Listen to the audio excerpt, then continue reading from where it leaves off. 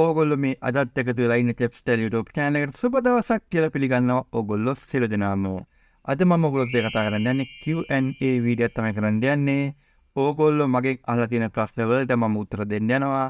ඕගොල්ලෝ මට ප්‍රශ්න එවන විදිය තමයි WhatsApp වලින්, Viber වලින්, Facebook හරහා, YouTube comment section එකේ private message වලින් ඒ වගේ ආකාරයෙන් තමයි ඕගොල්ලෝ මට ප්‍රශ්න එවන්නේ.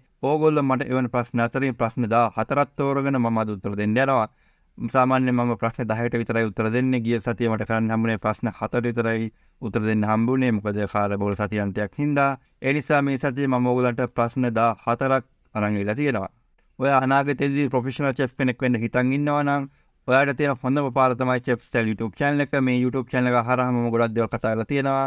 උදාහරණයක් විදිහට ගත්තොත් ඔයා කොහොමද ප්‍රොෆෙෂනල් chef කෙනෙක් වෙන්නේ? ලංකාවේ හොඳම හොටෙල් ස්කූල් මොනවද? ඔයා ට්‍රේනින් යනවා නම් ට්‍රේනින් ගියාට පස්සේ ඔයගොල්ලන්ට තියෙන වැඩ රාජකාරී මොනවද? chefලා හැටියට ඔයගොල්ලන්ට තියෙන ප්‍රොමෝෂන් මොනවද? ඒ ප්‍රොමෝෂන් වලට ගියාට පස්සේ ඔයගොල්ලන්ට හම්බෙන සැලරි කීයද? ඔයා රට යනවා නම් ඔයා මොන වගේ දේවල්ද කරන්න ඕනේ කියලා ගොඩක් කරුණු කාරණා මේ වෙද්දි chefstyle YouTube channel එක හරහා කතා කරලා තියෙනවා. සාමාන්‍යයෙන් ගත්තොත් මේ වෙද්දි වීඩියෝස් 300ට වඩා වැඩි ප්‍රමාණයක් කරලා තියෙනවා kitchen education සම්බන්ධව. ඒ නිසා ඔයා අනාගතයේදී ප්‍රොෆෙෂනල් chef කෙනෙක් වෙන්න හිතන් ඉන්නවා නම් ඔයාලා තියෙන හොඳම පාර තමයි chefstyle YouTube channel එකට සම්බන්ධ වෙලා ඉන්න එක. මම තොරත් පළවෙනි ප්‍රශ්නේ තමයි ගොඩක් දෙනෙක් අහන ප්‍රශ්නයක්. කෝල්ලෝ තමයි ගොඩක් දුරට අහන්නේ මේ ප්‍රශ්නේ. chef tattoo ගහන්න පුළුවන්ද කියලා ගොඩක් දෙනෙක් අහනවා.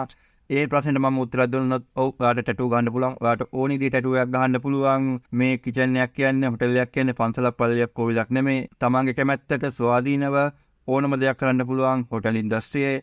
මම වැඩ කරේ මෝල්ඩිව්ස් වල මගේ එක්සිකියුටිව් chef ෆරීනා කියලා පුද්ගලයෙක්. එයා ඉන්නේ ෆ්‍රාන්ස් වල. එයා මෝල්ඩිව්ස් වල ඉඳන් තකහණියක් ලංකාවට එනවා ටැටූ එකක් ගහන්න.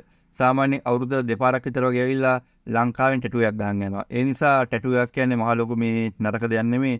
ටැටූ කියන්නේ කලාවක්. මම තොරත දෙවෙනි ප්‍රශ්නේ තමයි කෝස් එකක් කළා රට යන්න පුළුවන්ද කියලා එක්කෙනෙක් අහලා තියෙනවා. මේ ප්‍රශ්නේ එක්කෙනෙක් නෙමෙයි අහන්නේ. සාමාන්‍යයෙන් මට දවසට කෝල් 10ක් එනවා නම් 9ක්ම අහන්නේ මේ ප්‍රශ්නේ තමයි අහන්නේ. ඒ අයට දෙන්න පුළුවන් හොඳම උත්තර තමයි ඔයාලට කෝස් එකක් කරලා කවදාකවත් රට යන්න බෑ. සමහර විට 100%කට 3%කට වගේ chance එකක් හම්බ වෙයි. ඒකත් ලක් එක අනුව 98ක් 99ක්ම කෝස් එකක් කරලා රට යන්න අමාරුයි. ඉස්සෙල්ලාම කෝස් එකක් කරන්න, කෝස් එක කරලා පස්සේ ට්‍රේනින් යන්න, ට්‍රේනින් ගියට පස්සේ අවුරුදු 2ක් විතර වගේ සේවය කරන්න, පොසිෂන් වලට යන්න.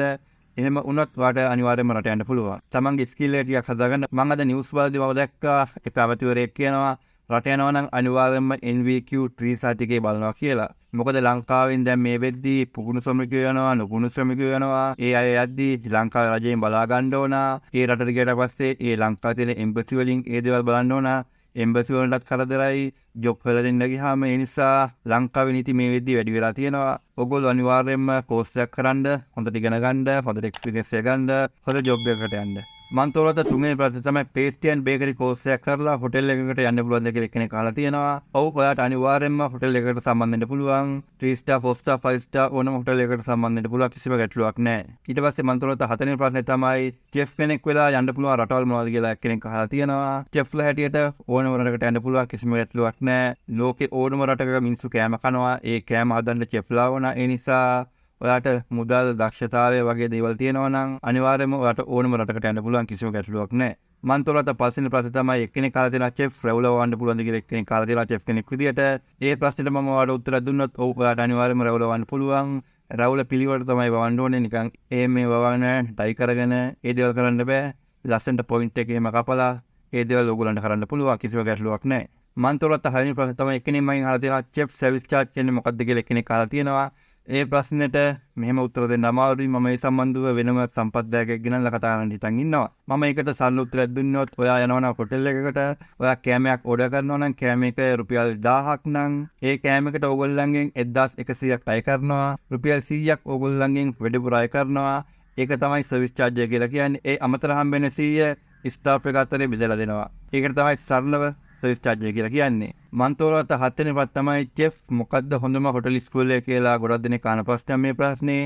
ඒ ප්‍රශ්නෙට උත්තර දුන්නත් මම වෙනම වීඩියෝස් දෙකක් කරලා තියෙනවා. ඕගොල්ලන්ට ඒ වීඩියෝස් දෙකම බලන්න පුළුවන්. ඕගොල්ලන්ට ගිහිල්ලා YouTube එකේ සර්ච් කරන්න best hotel school in Sri Lanka කියලා. ඕගොල්ලන්ට මගේ වීඩියෝ දෙකක් බලා ගන්න පුළුවන්. සාමාන්‍යයෙන් මම පෞද්ගලිකව මේ හොටෙල් ස්කූල් එක හොඳයි, මේ හොටෙල් ස්කූල් එක නරකයි, ඒ වගේ පෞද්ගලිකව මම රෙකමන්ඩ් කරන්නේ. මට කවුරු හරි මෙසේජ් එකක් දැම්මොත් මම නම්බර්ස් 11කින් සමන්විත මගේ ලිස්ට් එකක් දානවා. ඒක ඕගොල්ලෝ ලබාගෙන ඕගොල්ලන්ට ඒ හොටෙල් ස්කූල් වලට කෝල් කරලා විස්තර දැනගන්න පුළුවන්. ප්‍රයිස් කොහමද, ට්‍රේනින් දෙනවද කියලා ඔයගලන්ට ඒ දේවල් තමයිම කතා කරන්න පුළුවන්. ඒ නිසා මම කවදාකවත් අරක හොඳයි, මේක හොඳයි, අරක හොඳ නැහැ කියලා කවදාකවත් මම රෙකමන්ඩ් කරන්නේ නැහැ. ඕගොල්ලෝ තමයි කතා කරලා තීරණය කරන්න ඕනේ. ඊට පස්සේ මම තොරත් 8 වෙනි ප්‍රශ්න තමයි ගොඩක් දෙනෙක් අහන ප්‍රශ්න තමයි මේ ප්‍රශ්නය. ගර්ල්ලට හොටෙල් ඉන්ඩස්ට්‍රි ජොබ් තියනවාද කියලා අහලා තියෙනවා. ඔව් ගර්ල්ලට ඕන තරම් ජොබ් තියෙනවා. කිසිම ගැටලුවක් නැහැ. නමුත් මෙතන ප්‍රධාන ප්‍රශ්නයක් විදිහට මම දකින්නේ තමන් ඉන්න හොටෙල් ස්කූල් එකෙන් ඉස්සෙල්ලාම අහනවා ට්‍රේනින් දෙනවද කියලා. ට්‍රේනින් දෙනවා නම් තමයි ඒ හොටෙල් ස්කූල් එකට සම්බන්ධ වෙන්න ඕනේ. පිටින් ගිහලා මේ දවස්වල ට්‍රේනින් හොයන්න අමාරුයි. මොකද ලංකාවේ හොටෙල් ඉන්ඩස්ට්‍රියේ තියෙන තත්ත්වය අනුව. ඒ නිසා ඔයා හොටෙල් ස්කූල් එකට යනවා නම් ඒ හොටෙල් ස්කූල් එකෙන් පොරොන්දු වුණාට පස්සේ තමයි හොටෙල් ට්‍රේනින් වලට හොටෙල් එකක් දෙනවා කියලා පොරොන්දු වුණාට පස්සේ තමයි ඕගොල්ලෝ හොටෙල් ස්කූල් එකට ඇතුළත් වෙන්න ඕනේ. ඒ හරහා තමයි ට්‍රේනින් යන්න ඕනේ. ඒ ට්‍රේනින් ගිහිල්ලා තමයි ඔයා ජොබ් එකක් කරන්න හොටෙල් එකක් හොයාගන්න ඕනේ. ඒක පොඩ්ඩක් ඔලුව තියාගන්න. එක්කෙනෙක් අහලා තියෙනවා චෙෆ් රට යනවා නම් අවුරුදු කීයක වගේ එක්ස්පීරියන්ස් එකක් තියෙන්න ඕනද කියලා එක්කෙනෙක් අහලා තියෙනවා. ඒ ප්‍රශ්නෙට මම උත්තර දුන්නොත් අනිවාර්යයෙන්ම ඕගොල්ලන්ට අවුරුදු 2ක් 4ක් විතර වගේ සාමාන්‍ය එක්ස්පීරියන්ස් එකක් තියෙනවා නම් අනිවාර්යයෙන්ම ඕගොල්ලන්ට හොඳ සැලරි එකකට වගේ යන්න පුළුවන්. ඔයාට අවුරුදු 5ක 10ක විතර වගේ එක්ස්පීරියන්ස් එකක් තියෙනවා නම් ඕගොල්ලන්ට DCDP level එකකට වගේ ඇප්ලයි කරලා ඕගොල්ලන්ට හොඳ සැලරි එකක් ගන්න පුළුවන්. ඔයාට අවුරුදු 10ක 12ක විතර වගේ එක්ස්පීරියන්ස් එකක් තියෙනවා නම් ඔයාට සූචෙෆ් වගේ පෝස්ට් එකට ඇප්ලයි කරලා හොඳ සැලරි එකක් ගන්න පුළුවන්. ඒ නිසා එක්ස්පීරියන්ස් එකේ අවුරුදු ගන්න වැඩි වෙන වැඩි තමයි ඔයා රට යන එකේ බෙනිෆිට් එක තව වැඩි වෙන්නේ. මම තෝරත් 10 වෙනි ප්‍රශ්නේ තමයි චෙෆ් ගල්ෆ් වගේ රටකට යන්න සාමාන්‍ය රුපියල් කීයක් විතර වගේ යයිද කියලා කෙනෙක් අහලා තියෙනවා. මේ වෙන විදිහ ඩුබායි වලට යන්න මේ වෙද්දී ලක්ෂ 5ක විතර වගේ මුදලක් සාමාන්‍යයෙන් වැය වෙනවා.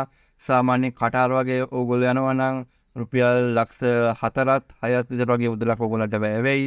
සමහර වෙලාවට ලක්ෂ 2ක් 3ක් සමහර වෙලාවට වැය වෙයි. ඒක සාමාන්‍ය ඒජන්සි එක අනුව තීරණය වෙනවා. ඒක මට පැහැදිලිව උත්තරයක් දෙන්න අමාරුයි. මම තවත් 11 වෙනි ප්‍රශ්නේ තමයි අමු මාළු කන්න පුළුවන්ද කියලා කෙනෙක් අහලා තියෙනවා. සාමාන්‍යයෙන් සල්මන් කනවා, ටුනා කනවා, ගෲප කනවා. ගෲප කියන්නේ ගල් මාළු, ඊට පස්සේ රෙඩ් ස්නැපර්, ඊට පස්සේ rainbow රනර්.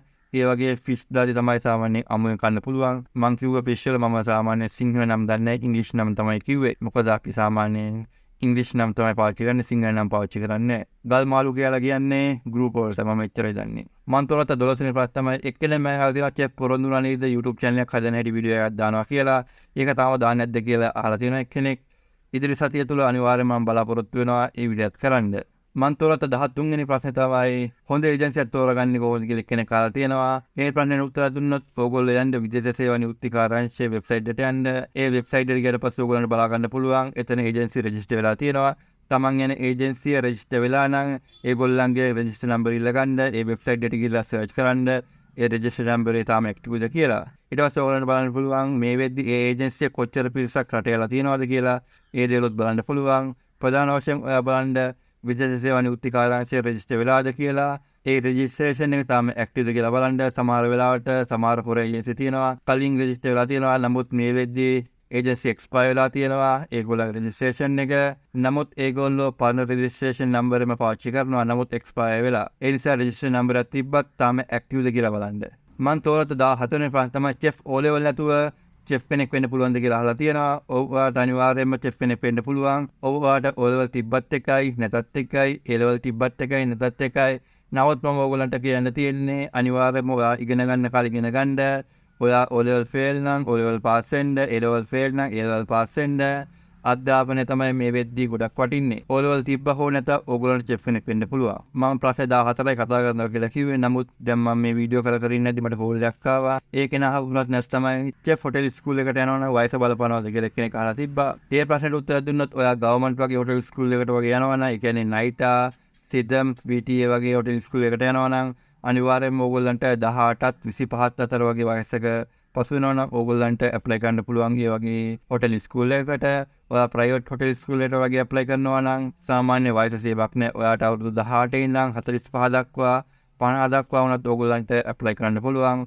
O level A level සාමාන්‍යයෙන් බලන්නේ නැහැ. මම හිතලා මේ වීඩියෝ එක හරහා ඕගොල්ලන්ගේ හිතේ තිබ්බ ප්‍රශ්නයකට උත්තර හම්බ වෙන්න ඇති කියලා. මේ වගේ වීඩියෝස් හොඳයි කියලා හිතනවා පළල දෙනවා කමෙන්ට් සෙක්ෂන් එකක්. ඔයාට ප්‍රශ්න ගැටලු තියෙනවා නම් අනිවාර්යයෙන්ම ඒ කමෙන්ට් සෙක්ෂන් එකේ කමෙන්ට් එක දාන්න යන්න. මේ වගේ ලුත් වීඩියෝ එකක් හැම වෙනකම් මම කියනවා මම චෙෆ් මිලාන්.